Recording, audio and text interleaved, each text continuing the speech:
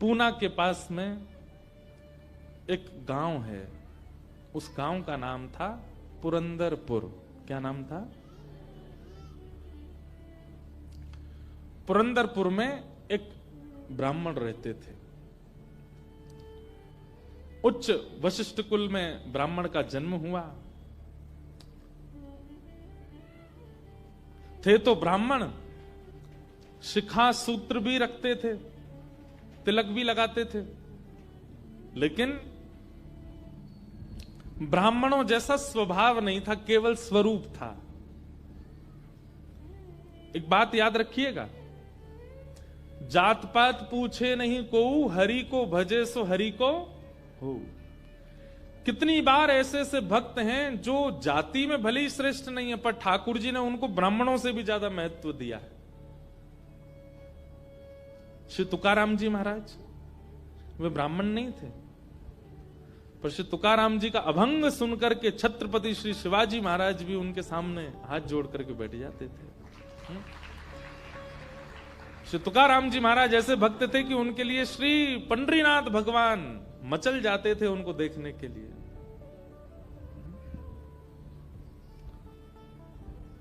चोखो मेला पंढरपुर के पास भक्त हुए, उनका चरित्र मैंने कहा है।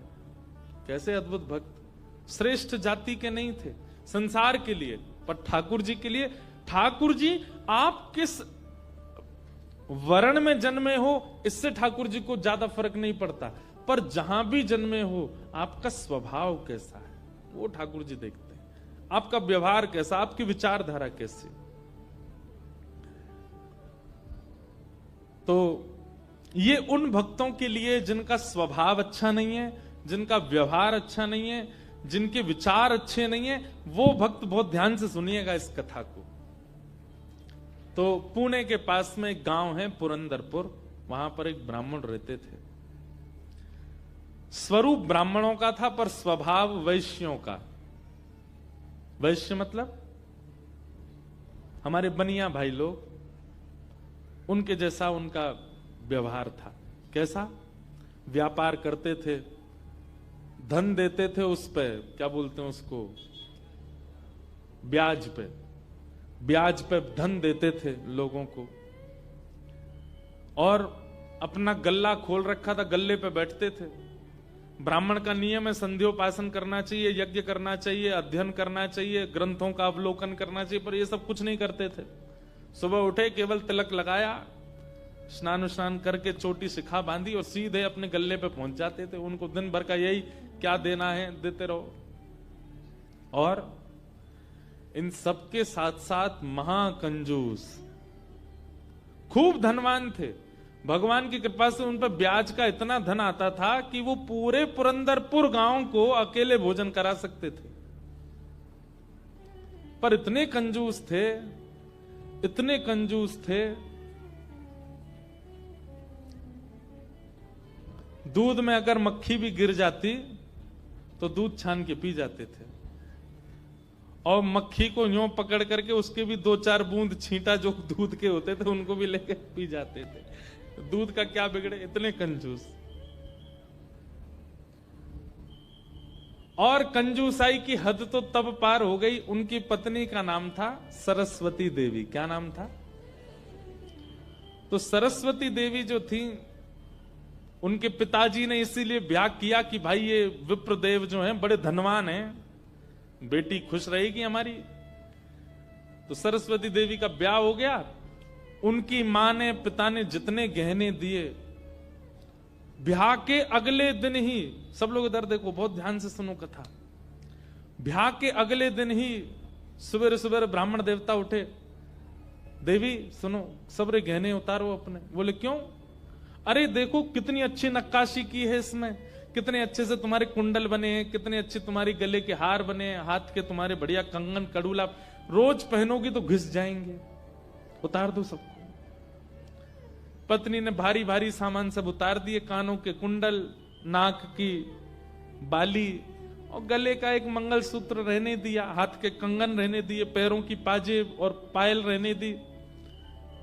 लेकिन पुरंदर ये अपने ब्राह्मण देवता जो थे, इनको वो भी अच्छे नहीं लगते थे। रोज अपनी पत्नी को क्यों इनको पहन के घूमती है, उनको दे दो, अंदर तिजोरी में रख दूं मैं।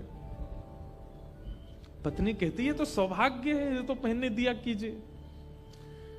महाराज कहते कहते 6 महीना हो गए, रोज टोकते। अब तो ये स्थिति में आ गए कि पत्नी के हाथ का भोजन नहीं करते थे।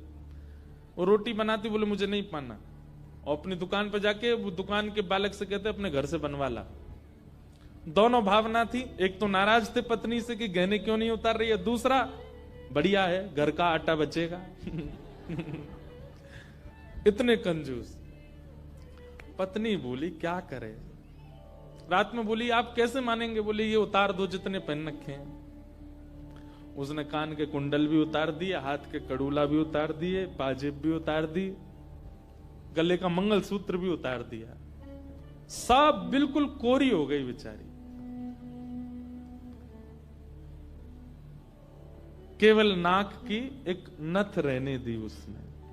बोले एक तो रहने दीजिए, कम से कम इससे पता तो चले कि मैं सौभाग्यवती हूं। भाई सारे गहने उतार देना मां के लिए अशुभ होता है। पतली सी एक नाक में वो नथ भी नहीं थी, छोटी सी एक कील जैसी थी। उसके लिए भी बोले कि रात में तो उतारी दिया करो इसको भी।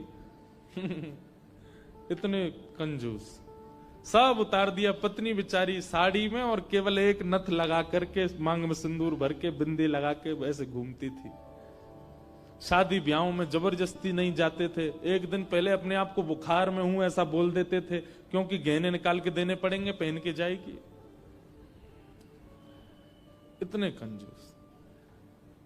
कभी कभी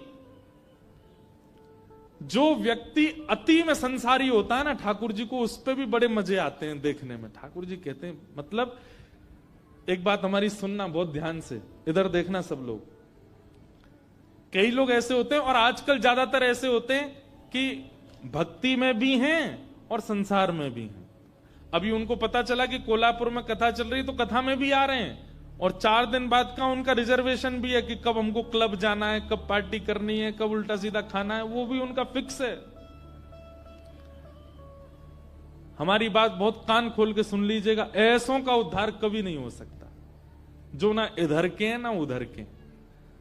हम अपनी कथा में स्पष्ट कहते हैं, एक थौर पकड़ो, या तो ठाकुर जी को ही पकड़िए, और संसार में अगर जाना बहुत रुचिकर लगता है तो उसी को ही पकड़िए। ये बीच में मत घूमा कीजिए। कथा हुई तो यहां आ गए, और कभी कुछ उल्टे सीधे काम हुए तो वहां भी चले गए। अब पी भी लेते हैं, खा भी लेते हैं, कथा भी तो सुनते हैं। ऐसों का तो कभी उद्धार नहीं हो सकता। इसलिए एक ठौर पकड़ो, या तो वहीं के ही रहो, पूरे खाओ पियो आनंद करो, या फिर कथा के ही रहो।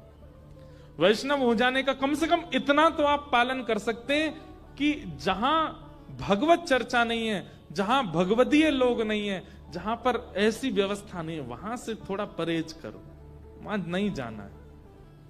आपको क्या पता कौन सी व्यवस्था, कौन सा भाव आपके चित्त को परिवर्तित कर दे।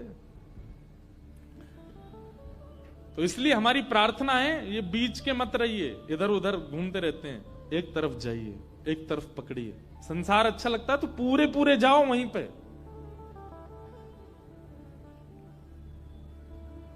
तो कभी कभी ठाकुर जी पूरे पूरे संसारियों पे भी ठाकुर जी रीझ जाते हैं। ठाकुर जी बोले, भाई ये ब्राह्मण देवता बड़ा बहुत अच्छा लग रहा हमको। क्यों? बोले इतना कंजूस तो हमने कभी नहीं देखा है, बहुत भयंकर कंजूस है। ठाकुर जी का मन आ गया उस पर। अच्छा, जो पत्नी थी ना सरस्वती देवी, वो बड़ी भक्ता थी। वो तो नाम जप भी करती थी, वो दर्शन करने के लिए भी जाती थी, लेकिन ये नहीं जाते थे उसके साथ। वो अपने माता पिता के मायके जब जाती थी तो मायके वाले लेके जाते थे उसको दर्शन कराने। ये तो कभी नहीं लेके जाते थे, तो कंजूस थे, खर्चा होगा। और मायके भी खुद नहीं लेके जाते, इनके भाइयों से बोल देते तुम्हें ही आके ले जाओ, उसमें भी खर्चा ना हो मेरा। सोचो कितनी ऊंचे लेवल के कंजूस। तभी ठाकुर जी का मन आ गया इस पे, तो इसको देखूं मैं एक बार। और हमारे श्री पंडरीनाथ भगवान, श्री विठल भगवान एक दीनहीन से ब्राह्मण का रूप धारण किया। फटी सी धोती पहनी, कुचैली मैली से कुर्ता पहने, और पुराना काला सा जनेऊ धारण किया, और महाराज ऐसी तिलक सा लगा करके बिल्कुल दीनहीन झुर्रियां पड़ रही हैं मुखमंडल पर, और ऐसे हाथ जोड़ते भय इनके दुकान पर पहुंच गए। रूप रंग देख करके ही पहले तो ब्राह्मण देवता समझ गए, बोले अरे ये और आ गया, ये कुछ देना वेना तो है नहीं, मांगेगा। कहो तन पे नहीं लगता, चल दिए कलकत्ता, क्या करने आए हो? ठाकुर जी बोले बहुत गरीब ब्राह्मण हूं मैं, मेरी बेटी का ब्याह होने वाला है, अपनी पुत्री का ब्याह करना है मुझे, और मुझे ब्याह के लिए थोड़ी व्यवस्था चाहिए धन की। आप तो बहुत बड़े धनवान सेठ हैं, कृपा कर दीजिए ना, कुछ दे दीजिए मुझको, मैं अपनी बेटी का ब्याह कर दूंगा और थोड़ा ठीक हो जाएगा। या तो धन दे दीजिए, नहीं तो कुछ सामान दे दीजिए, सामग्री दे दीजिए, मैं उसी से कुछ ना कुछ तो व्यवस्था करूं। तो ये जो ब्राह्मण थे ना, ये जबरदस्ती रफू की हुई धोती और कुर्ता पहन के जाते थे कि कोई मांगने वाला आ जाए तो उसको दिखा दूं, देखो मेरे खुद के कुर्ता फटे, मैं तुमको कहां से दूं। तो ठाकुर जी को दिखाने लगे, ये देखो मेरी धोती यहां से उधरी हुई है, मेरा कुर्ता यहां से फटा हुआ, कैसे तुमको दूं, मैं खुद नहीं अपने नए खरीद पा रहा, तुमको कहां से दूं भाई। ये सब तो केवल बाहर का दिखावा है, मेरे पे कोई पैसा वैसा कुछ नहीं है, दूसरों का धन ले रखा है मैंने। भैया चलते बनो, कहीं और जाओ, किसी और से मांगो, भगवान करे तुम्हारी बेटी का ब्याह बहुत अच्छा हो। बोले मुझे या तो धन दीजिए, नहीं तो मैं यहीं बैठा रहूंगा। ठाकुर जी जिद पे आ जाएं तो उनको कौन हटावे। ठाकुर जी वहीं बैठ गए द्वार पे, बोले मुझे धन दो, ऐसे तो नहीं जाऊंगा, मैं आपके दर पे आया हूं, कुछ तो लेके जाऊंगा, मेरी बेटी का ब्याह है। अंत में हार करके ब्राह्मण बोला, देखो मैं ऐसे नहीं देता हूं, कुछ लाओ, मेरे पास गिरवी रखो, पैसा ले जाओ, और जब पैसा हो जाए तो पैसा देके अपना सामान ले जाना, तुम पे है कुछ देने के लिए। ठाकुर जी बोले मुझ पे तो कुछ भी नहीं है, मुझसे कुछ काम करा लीजिए दुकान में, मैं ये कर दूंगा, आपकी साफ सफाई कर दूंगा, इतना कर सकता हूं, उसके बदले कुछ दे। बोले उसकी जरूरत नहीं है, सब है नौकर चाकर मेरे पास, मैं तुम्हें बस इतना कह सकता हूं, कोई मूल्यवान सामग्री दो, पैसा ले जाओ, और जब पैसा हो जाए तो पैसा वापस दे के सामग्री ले जाना। मतलब इतना भी दान नहीं कर सकता मैं।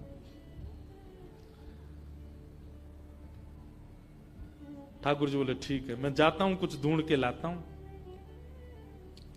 ठाकुर जी भी इतने खेलते हैं, ठाकुर जी जैसा खिलाड़ी नहीं है दुनिया में, इतना बड़ा खिलाड़ी कोई नहीं हो सकता। ठाकुर जी गए उस ब्राह्मण देवता के घर, और घर जाकर के द्वार पे खड़े होकर रोने लगे। इतना रोए, भीतर से सरस्वती देवी निकल के आई। अरे अरे अरे अरे ब्राह्मण देवता, आप इतना रो क्यों रहे हैं, क्या बात है? छोटी सी मेरी लाली बड़ी हो गई है, उसका ब्याह के लिए मैं बहुत दिन से वर ढूंढ रहा था, बड़ी मुश्किल से एक लड़का मिला है, अपनी बेटी का ब्याह करना है। बहुत जगह ठोकरें खा के मांगा मैंने, मुझे किसी ने सहायता नहीं दी, अंत में तुम्हारे द्वार आया हूं, यहां भी नहीं मिला, बेटी को क्या मुंह दिखाऊंगा, यहीं प्राण त्याग दूंगा, जहर मेरी जेब में ही रखा है। सरस्वती देवी तो बेचारी बड़ी भावुक, भक्त का इस स्वभाव है कि वो दूसरे की पीड़ा देख ही नहीं पाएगा, तब समझो वो भक्त है। जो दूसरे की पीड़ा देख ले और देख करके भी बिल्कुल उसका मन घबराए ना, मन बिल्कुल नेत्र सजल ना हो, समझना उसमें भक्ति भाव उचित है नहीं। सरस्वती देवी तो रोने लगी, आंखें लाल पड़ गई। बोले भगवान, मेरा मन अगर मुझ में सामर्थ्य होती मैं पूरा घर आपको दे देती, पर मैं क्या करूं? मेरे पतिदेव इतना प्रतिबंध लगा के रखते हैं कि मैं स्वयं ऐसे रहती हूं, मैं आपको क्या दूं? ठाकुर जी तो इतने ही पछाड़ खा के गिर पड़े। अरे हाय राम, अब तो मैं जहर खाना ही पड़ेगा, निकालू कहां है? सरस्वती देवी रुकी रुकी रुकी, ऐसा मत कीजिए भगवान, चरण पकड़ूं आपके, मेरे पास एक ही वस्तु है। और तुरंत अपनी नाक की जो कील थी वो निकाली, और निकाल करके बोले ये ले जाइए, इससे थोड़ा बहुत धन आपको मिल जाएगा, स्वर्ण की है, आप अपनी बेटी का ब्याह तो नहीं कर पाएंगे पर कुछ व्यवस्था तो हो जाएगी आपकी। ठाकुर जी तुरंत, जहर भी पता नहीं कहीं गिर गया था, बढ़िया तुमने दे दिया, अब मैं कुछ कर लूंगा व्यवस्था। ठाकुर जी वो कील उसकी नाक की ले ली और सीधे गए उस ब्राह्मण की दुकान पर। देखो कितने उद्यमी हैं ठाकुर जी। और उसके दुकान पर जाके सीधा ले ले, और इसके बदले अब ला पैसा दे मुझको। तू कह रहा था ना कुछ सामान दो, उसके बदले पैसा मिलेगा। ये ले सोने की कील नाक की, धर ले अपने पास, ला पैसा दे। ब्राह्मण देवता ने जैसी कील देखी, ये आपको कहां से मिली? बोले उससे तुझको क्या, तू तो पैसा दे। मुझे कहां से मिली इससे तेरे को मतलब नहीं होना है, तू पैसा दे मेरे को, मेरी बेटी का ब्याह है। और अब मैं तेरे से भीख नहीं मांग रहा हूं, चीज रख के गिरवी तब ले रहा हूं, ला दे। बेचारा फंस गया। वो क्या करे, वो 3-4 बार सोचे, बोले मिली कहां से? बोले तू मत सोच, मुझे पैसा दे। कील उसने तिजोरी में अंदर रखी, ताला लगाया, और उसका जो धन होता था वो धन ठाकुर जी को दिया। ठाकुर जी ने जेब में धरी, निकल गए वहां से। ब्राह्मण ने अपनी भुजा ऊपर करी, बोले इसको बताता हूं, ये बहुत दानवीर बनती है अपने मन में। मैंने इसको बोला था एक कील पहने, वो तो बहुत अच्छी कृपा मुझ पर ठाकुर जी की, जो मैंने इसके सारे गहने उतरवा दिए, नहीं तो सब दान कर देती। एक कील छोड़ी, वो भी दान कर दी किसी को।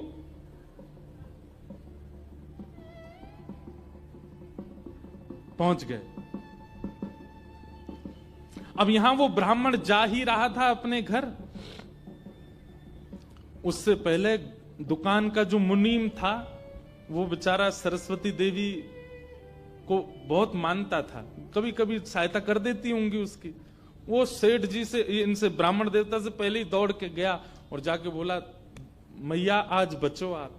बोले क्यों, आपने कोई कील दी थी किसी को? बोले हाँ दी तो थी, एक ब्राह्मण के ब्याह के लिए दे दी थी। क्या हो गया? उसने जाके वो आपके पतिदेव को ही दिया और बदले में ले गया पैसा।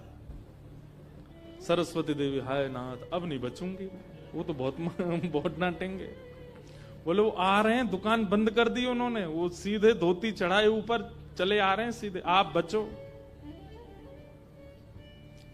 सरस्वती देवी बोली कहां जाऊं? हे पांडुरंगा, हे विठलनाथ, हे मेरे प्राणनाथ, मेरी रक्षा करो।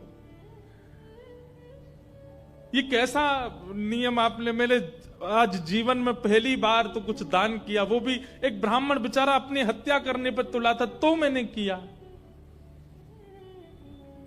ये कैसा आपने खेल किया ठाकुर जी, कैसे भी मेरे पति को रोको। लेकिन इतनी डरती थी अपने पति से, इतनी व्याकुल हो गई, तुरंत विष ले लिया। बोली कि मैं उनका क्रोध नहीं सह पाऊंगी, उनकी मार पिटाई डांट नहीं सह सकती, उससे अच्छा तो मैं प्राण त्याग दूं अपने। और श्री पांडुरंग भगवान विठल की सामने सुंदर चित्रपट था, उसी के सामने नेत्र सजल हैं, हाथ में विष का प्याला लेकर के, और बस देखती जा रही है। बोले नाथ मैंने किसी और उद्देश्य से नहीं किया, केवल एक ब्राह्मण की पुत्री का ब्याह हो जाए इसलिए किया, मेरे पति मुझे छोड़ेंगे नहीं, इससे अच्छा मैं प्राण ही त्याग रही हूं। मुझे पता है शास्त्रों में प्राण आत्महत्या करना जघन्य अपराध है, पर मेरे पास और कोई उपचार नहीं है। और जैसे ही अपने मुख से लगा करके विषपान करने लगी, इतने में ही ऊपर से वो नाक की कील आकर के उसके पात्र में ही गिरी, और जैसी खन्न से आवाज हुई, नेत्र खोल करके देखा, भीतर अपने हाथ को डाल करके जैसे ही निकाला तो वही नाक की कील उसके हाथ में आ गई। और नाक की कील हाथ में आते ही, इतने में ही वो ब्राह्मण का प्रवेश हुआ। प्रवेश होते ही उसने भीतर से किवाड़ लगाई, ढूंढने लगा कहां है, कोई साधन मिले इसको बताता हूं मैं। पत्नी सामने खड़ी थी, कहिए कहिए, आज कुछ कहूंगा नहीं, आज तो करूंगा, तू बता, तेने किसी को दान कैसे किया बिना मुझसे पूछे? तू क्या दान किया? तेरी नाक की कील कहां है बता? पत्नी ने अपना हाथ आगे किया, ये रे। उस ब्राह्मण ने जाकर के कील उठाई, तेरे पास कहां से आई? बोले मेरे पास ही थी। नहीं ये तेरे पास नहीं है, ये तो मेरे पास वहां रखी है तिजोरी में, भीतर चाबी मेरी यहां डली हुई है, तेरे पास कहां से आई? बोले मेरे पास ही है, अब बहुत दिन से पहनी हुई थी, साफ करने के लिए उतारी थी थोड़ी सी। ऐसा हो ही नहीं सकता है, मैंने इसके बदले मूल्य दिया है एक ब्राह्मण को, और ये मेरी तिजोरी में रखी है, चाबी मेरे पास है। तो रुक, अभी रुक, मैं अभी जाता हूं। और कील अपने संगी लेके गया, गए, जाकर के दुकान खोली, चाबी लगा करके खोली, तिजोरी जैसी खोल करके देखा, उसमें वो कील थी ही नहीं, वो हाथ में थी।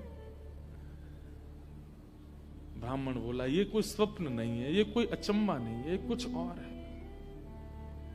नेत्र सजल हो गए, दौड़ करके घर आया, बोले मुझे सच बताओ क्या हुआ। पत्नी बोली, सच बताऊं? बोले हाँ, मैंने ही ब्राह्मण को दी थी। हाँ, वो ब्राह्मण वृद्ध सा, उसके कुर्ते फटे थे, उसकी धोती उधरी सी थी। बोले हाँ, उसी को दी थी, वो मुझे दे के गया था, और मैंने ये तिजोरी में रखी, तो फिर तेरे पास आई कैसे?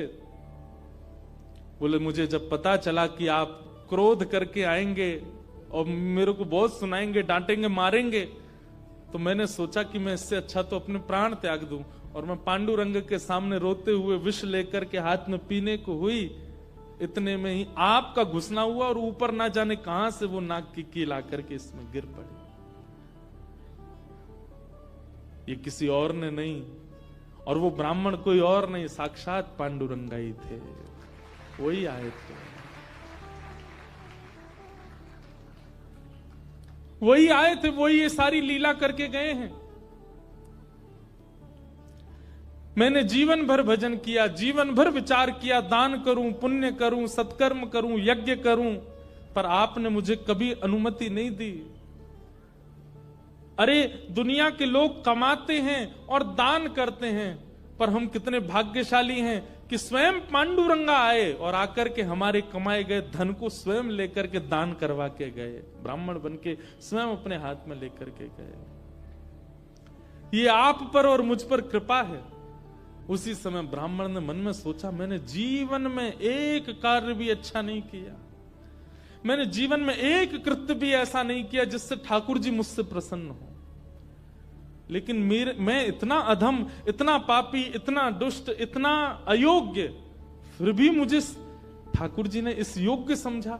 और योग्य क्या समझा? मेरी दुकान पर आकर के ठाकुर जी याचना कर रहे थे कि मैं कुछ दे दूं। मैं कितना बड़ा दुर्भाग्यशाली कि ठाकुर जी मेरे द्वार पर आए और मैंने कुछ नहीं दिया उनको, उनसे हट किया, उनसे कहा कि कुछ लेके आओ तभी तुमको दूंगा। मेरी वजह से ठाकुर जी को श्रम सहना पड़ा।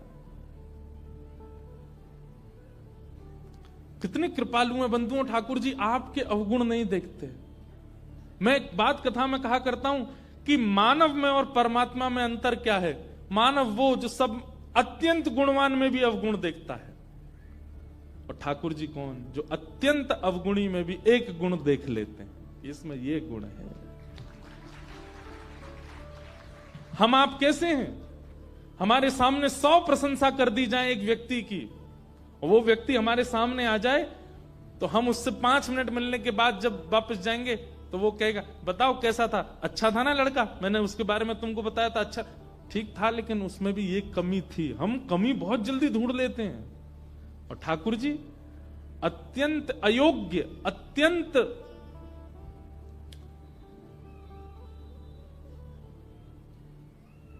विचलित व्यक्ति में भी एक गुण खोज लेते, इसीलिए वो ठाकुर जी। उसी समय उस ब्राह्मण देवता ने विचार किया कि अब किसके लिए जीना है। अपनी दुकान बंद कर दी, दुकान को बेच दिया, घर को बेच दिया, और पत्नी के साथ आ गए श्री पंढरपुर। और पंढरपुर में विठल भगवान के आगे आकर के बहुत रोए, याचना करने लगे, नाथ मेरे दुकान पर आप खड़े हो गए आकर के, और मैंने आपको इस प्रकार से दुत्कार दिया, इस प्रकार से आपको कर दिया। बहुत रोए।